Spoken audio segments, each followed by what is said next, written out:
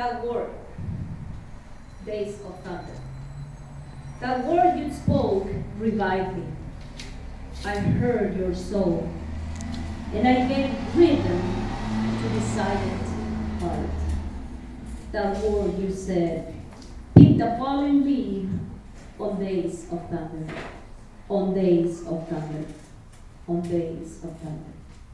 That word echoes, it dwells the core on days of thunder. I saw light. You spoke that word, that word, that word, that word. Thunder to quiet emotions.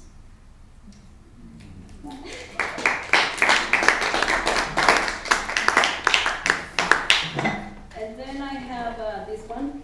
This is titled Antarctica's New Say. Your smile is bright. It gives me possibilities. Remember once you spoke poetry in my ears? Now that poetry got cold rapidly. Your poetry got really cold in the Alaskan of my thoughts. Antarctica knows where your stanzas lie. Words hang out there. Lines can be seen from far distance. Every verse you wrote is an ornament on those frozen trees. Your poetry got cold. The prose of the letter you dedicated is now decorating the North Pole, where everything seems to be living. Your poetry isn't. The Greenland speaks to your frozen notebook. Only polar bears can recite your poems you once wrote. Your poetry got cold. The cold region of my heart feel your poetry be last the coldest spots. Yes, I recall you conveying, uplifting, pronouncing poetic sentiments. Unfortunately, they weren't real. That's why now all is simply ice. Couldn't believe your voice, abstract, written in acrostic form, spelled out words, the format of your poem is no longer in hell. Cannot breathe cold air, you see. We will see what the Alaska's winds bring, more so what the direction they blow. The North Pole, I usually visit around winter. This time, I was there earlier. Of course, thinking your poetry could never freeze was an error. What can I do? As they say, whatever is said has no weight. At times, it does. Actually, by now, oceans feel the loneliness. All the poems got caught by cold waters, and in between, they became icicles. We would always hope our speeches never to freeze, yet they do when the flames turn out suddenly. Poetry could ever live, but it is up to the poet breathing daily. Poet must keep speaking from the hottest place. If he doesn't, words freeze with a blink of an eye.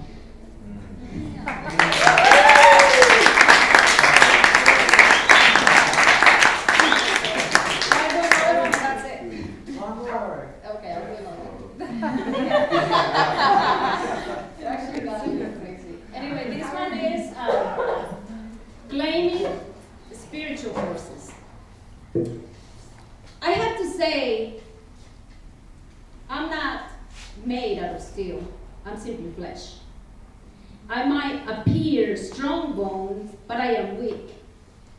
I am not the Iron Man, and I can handle situations.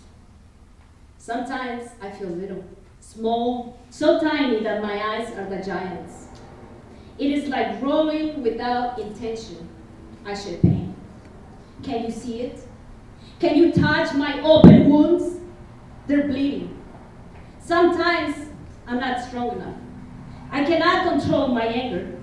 I hit my soul so hard that it starts bleeding again. I keep cutting skin, making wounds more vivid. Blood flowing freely while I cry. I find myself boiling emotions over and over, repeating same mistakes. It's an endless torment. Sometimes I am not powerful to continue. Look through a window, a ray of the sun entering. But I am upset to face the day. I'm still pondering on that glimpse of the past, when I was weak. Then my wicked thoughts attack, knowing it's a sign of me dropping. I want to be strong. I want to be tough. I want to use force. Inside, though, internal powers decay. They seem to vanish into the air of dead silence. Nobody is inside this room. It is just me. I call out to God, to the eternal universal angels. Come down, help me cope. And they arrive. All of them show up at the same time, as my soul collapsing, claiming strength, and it rains from heaven, while I kneel on my knees. Might from above. Sometimes I am still also flesh and bone. I'm still made out of marrow and bone. Still but flesh.